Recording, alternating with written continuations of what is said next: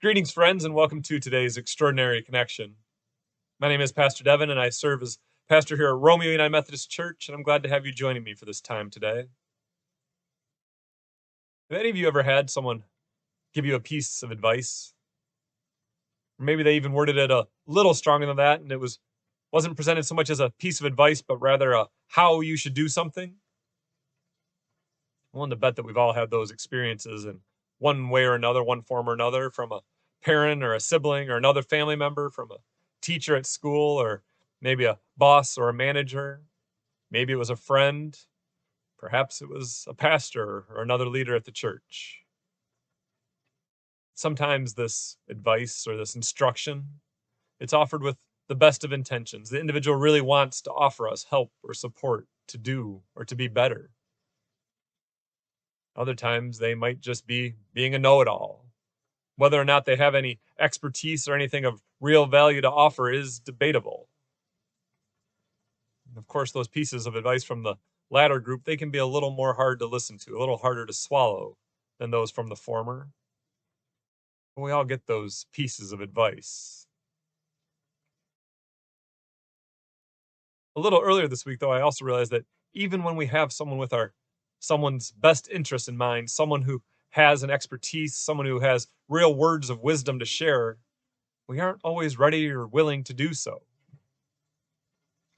If you're a basketball fan, then the name Steph Curry probably instantly brings to mind images of one of the greatest shooters who's ever played in the NBA. He's really changed the game, changed how defenses have to guard him, and he's inspired the next generation of shooters that are coming up behind him. Just this past weekend was the NBA All-Star Game. And I'll be honest, it's a bit of a guilty pleasure watch of mine each year. It's far from the best basketball in the truest sense of the word, at least. There's little defense, and it's become more of a spectacle, a glorified skills competition than anything else, than an actual game. However, I do enjoy watching some of the best in the world do their thing and have a little fun doing it. It's fun to see them do that.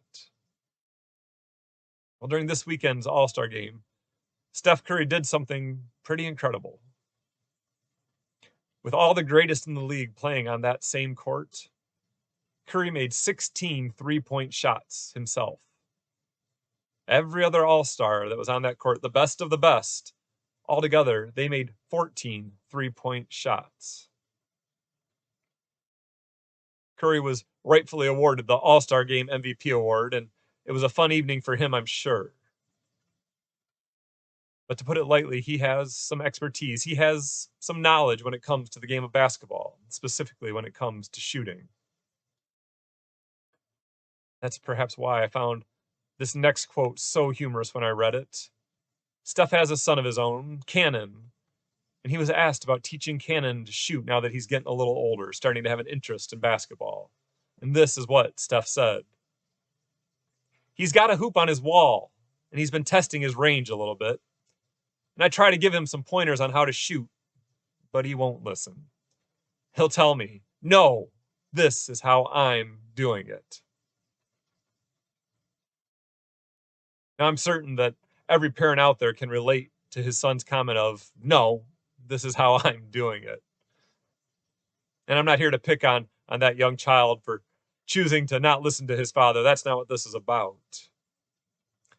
But it did make me stop and think about the times that maybe we would be better off with a little more listening and a little less, I know what is best.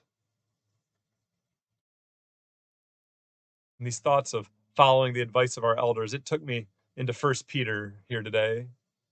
I remembered this verse from a professor in seminary who read it as he began our very first day in class together.